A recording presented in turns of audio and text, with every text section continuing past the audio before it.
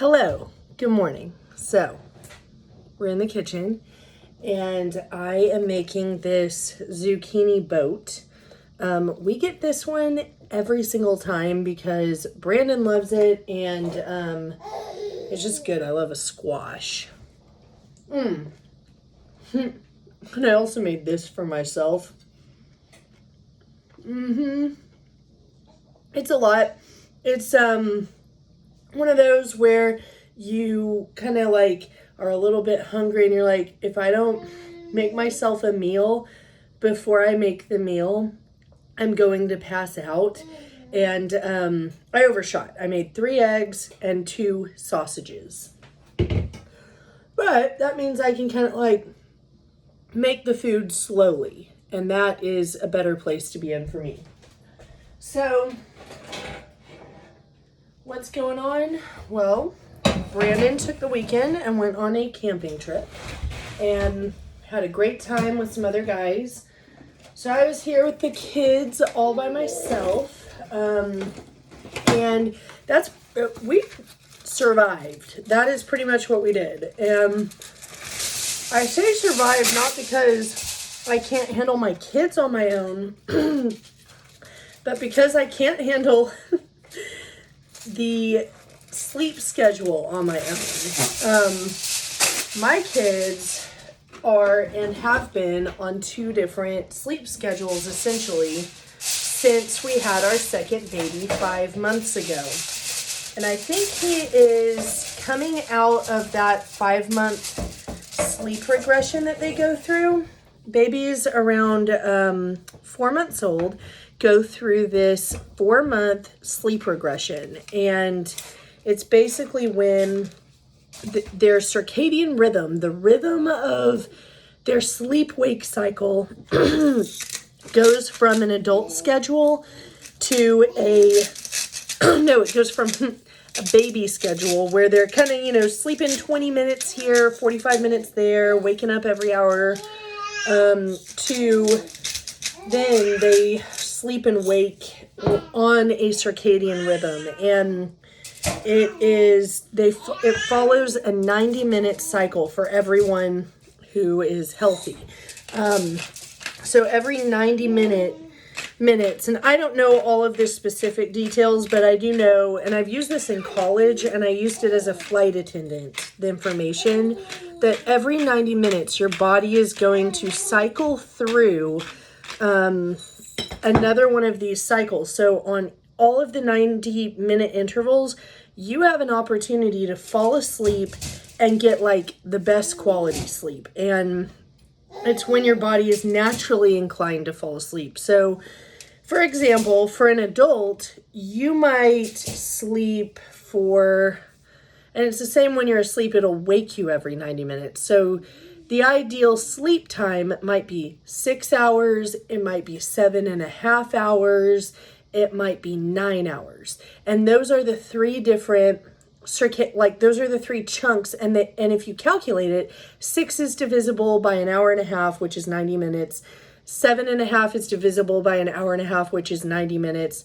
And then 9 is divisible by 1.5 hours, which is 90 minutes. So you get so many of these cycles, if that makes sense. So now that my son Kai is a little bit older and he's starting to kind of catch these circadian rhythms with his sleep-wake cycle, it means that he is sleeping, his naps are a lot more predictable. So he might sleep like 1.5 hours pretty dependably for a nap.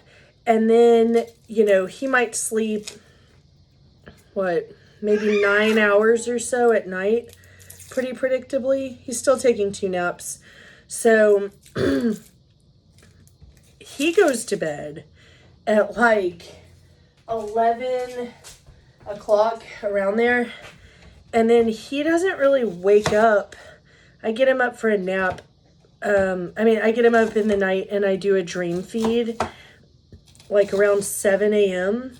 But he doesn't wake up until like 8:30 a lot of days, and sometimes as late as like 10.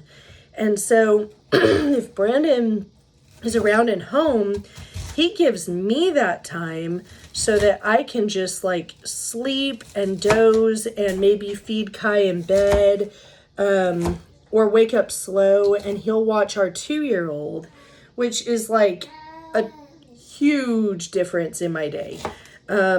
Obviously, because I don't have to hit the ground running like ready for a toddler, and Brandon's up anyway getting ready for work and doing his Bible study.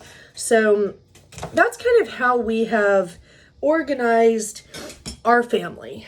And so whenever Brandon goes somewhere like this weekend and he takes a little time for himself and I am by myself, it's just kind of a lot because our toddler wakes up at 7:30 and she's up, and then if I'm not going to bed until like 1 or 2 a.m., because I need a little time after Kai. I need some time to feel like an independent person.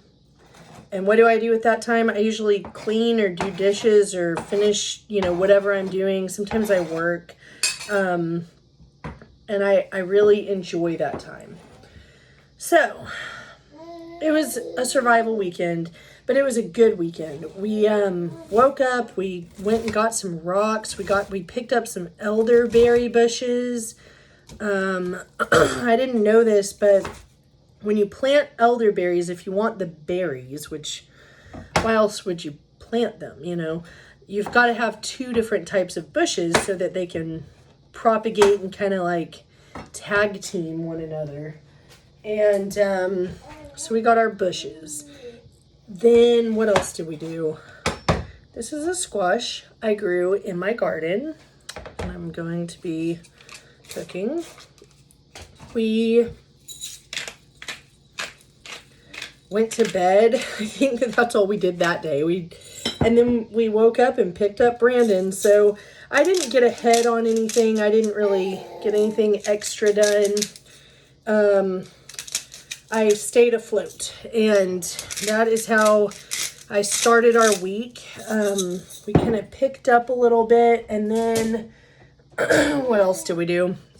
Oh, this morning. So my big goal this week is to get back into my weightlifting, no matter what. Like, I am going to start weightlifting again, and I do it here at the house.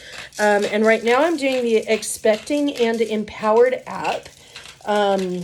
And though I am about 23 weeks postpartum, I am only on like week 9 with this app. And so I took like a 2-month break. After I had a postpartum doula, which was incredible, for like 12 weeks. And after she left, I could not find my groove again because she would kind of sit with both of the kids while I would work out. And then whenever she left, I just couldn't find that rhythm again. And I fell off the wagon, and I was able to go for walks, thank goodness. So it's not like I haven't worked out at all. I've been walking every day, but I need the weightlifting. And so the goal this week is to weightlift and to resume logging all of my calories and macros and everything so that I can stay aware, I feel in some ways I have kind of fallen off the deep end on my diet, and I really want to honor. In my pregnancy, I had a complete health change. Hot pans, hold on. And so I really want to honor some of those changes that I made because they were hard and it was very challenging, and I did it. And I lost 13 pounds while I was pregnant. And I just kind of want to keep that momentum, like even if I don't lose any weight breastfeeding, the habits that I am doing will eventually result in me losing weight and getting healthier. And the evidence was just apparent. So getting back on the horse. And I need to do that anyway for when I get pregnant again. So it's kind of a no-brainer. I will do that. So today it took me 3 hours to get my workout in. because it's not just working out. Keep in mind, we have a very small house. So our little like living room, which is also our dining room, is the only indoor communal space. We have a living room and we have a kitchen.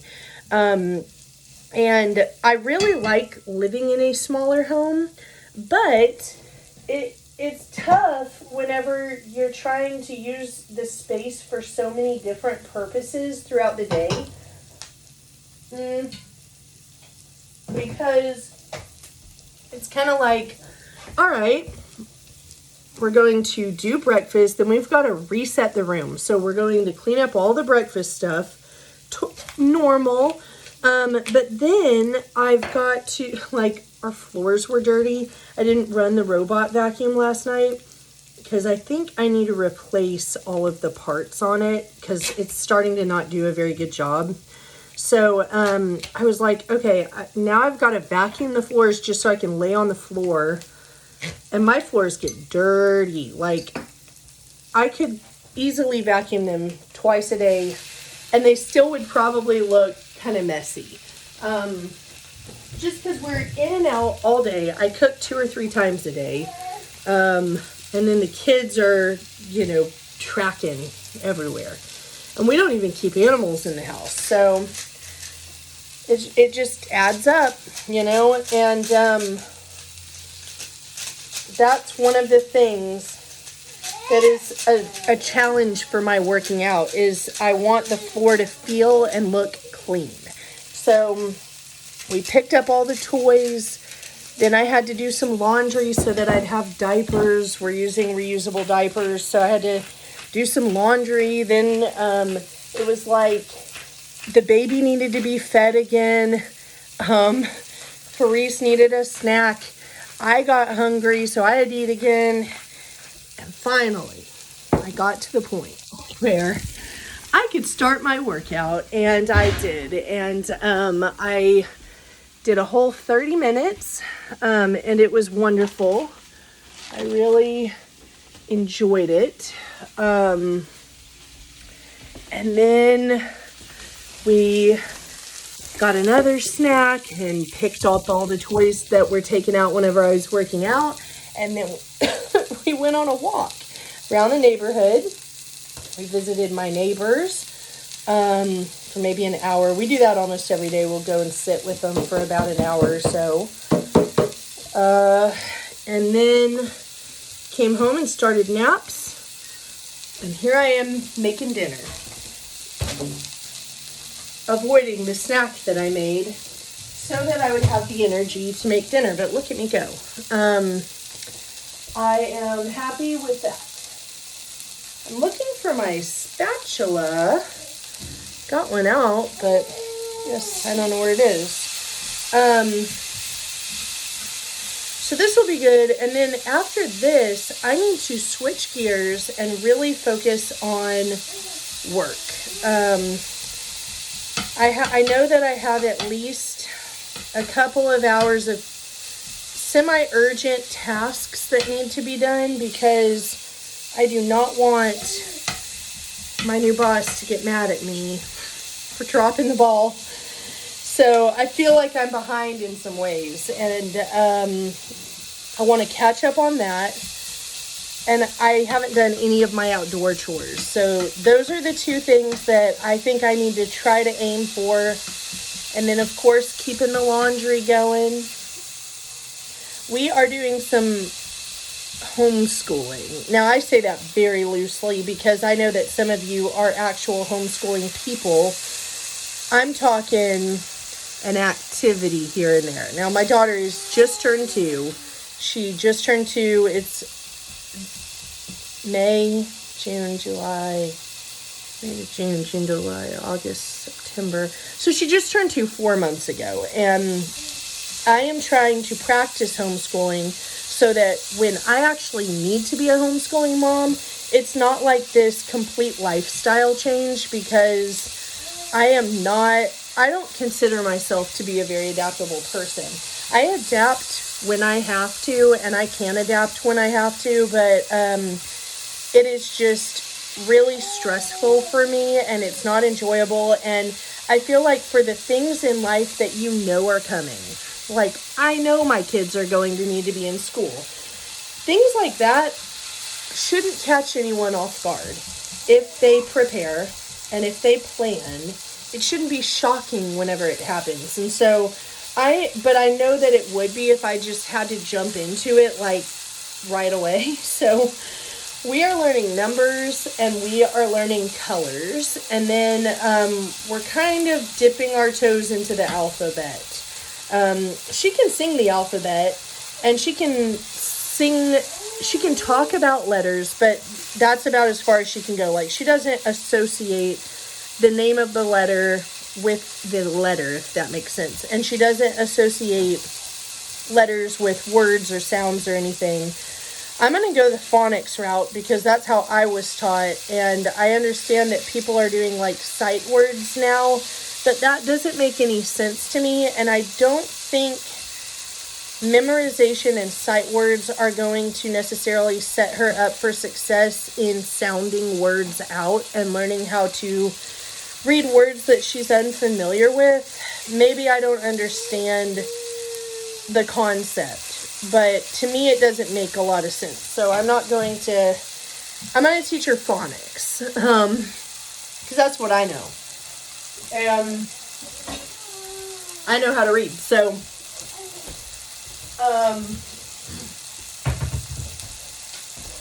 we're going to be a phonics family. And then what I'm trying to do in my attempt to homeschool, and I'll let you know how it goes, is I'm really just kind of trying to set a standard where, okay, every day we are going to do a disciplined activity. Like today, I got out some paper, or they aren't paper, they're felt dolls, and you can dress them up like paper dolls, and you just kind of stick the outfit on, and we just kind of played with that. Like, I wouldn't call that schooling, but it is a more structured activity. Like, you have to keep the activity together.